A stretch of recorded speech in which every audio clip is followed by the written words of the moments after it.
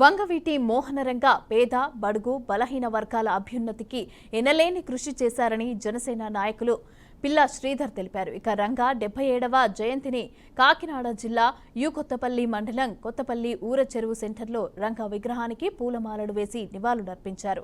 రంగా పేద ప్రజల ఆశాజ్యోతి అని, కులమతాలకు అతీతంగా పేదల కోసం జీవితం అంకితం చేశారని కొనియాడారు. డిప్యూటీ సీఎం పవన్ కళ్యాణ్ పిఠాపురం నియోజకవర్గాన్ని దేశంలో మోడల్గా తీర్చిదిద్దుతారని ఆయన ఆశాభావం వ్యక్తం చేశారు. ప్రభుత్వం ఏర్పాటైందంటే దానికి ఎన్డీఏ భాగస్వామ్యాన్ని తీసుకురావడంలో కష్టపడిన వ్యక్తి పవన్ కళ్యాణ్ గారు.